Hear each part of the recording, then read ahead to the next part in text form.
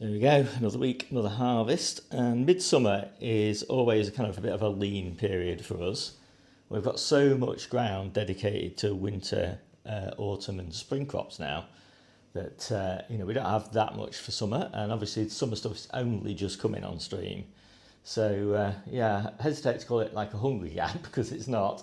But we have this much in winter, in midwinter. It's just that it's a lot more colourful.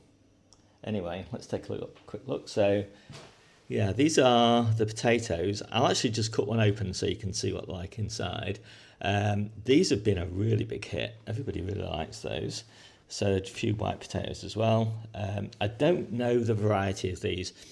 The variety that I ordered is not the variety that arrived. They were mislabeled, or basically the supplier just sent whatever they had. But they are a purple potato, and I'm just going to save them for next year, some seeds. So we'll see if we ever discover what they actually are. Peppers coming on quite nicely now. Lots of ripe, almost fully ripe sweet peppers, and just a few of the chili peppers there. So we've been picking the chili peppers every week now for 3 weeks. For me, actually, the chili peppers always come first and the sweet peppers always come second, but some people report different. Carrots, a mix there, just the last few out of the pots, and then most of them, these really big ones, are out of the ground, looking quite nice. Lots of Brussels sprout leaves, so we don't have a lot of kale at the moment, but we do have a lot of Brussels sprouts and colettes and things like that.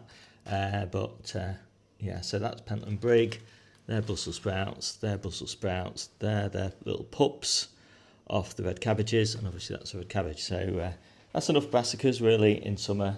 People don't really like huge amounts of brassicas in summer, do they? We don't either.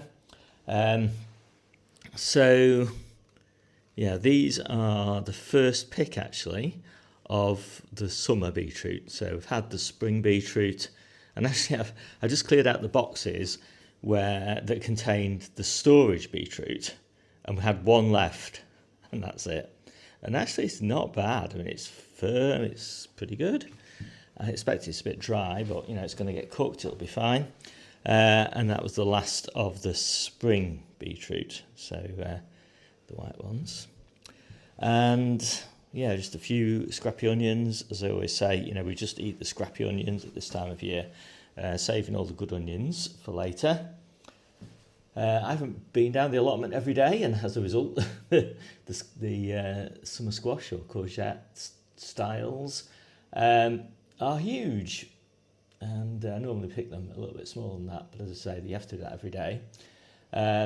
Salad onions, salad on tops, tomatoes.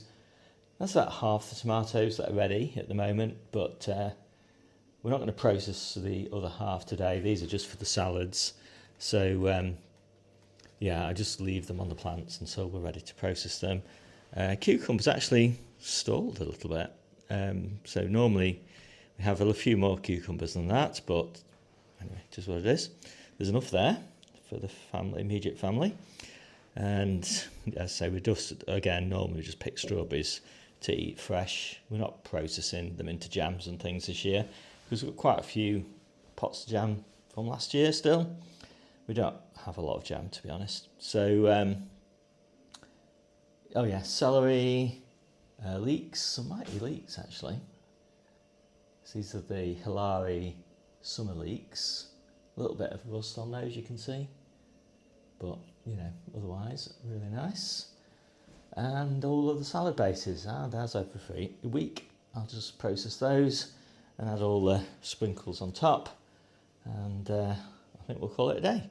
My name's Steve, this is the Seaside Kitchen Garden and Allotment channel, and I'll see you soon.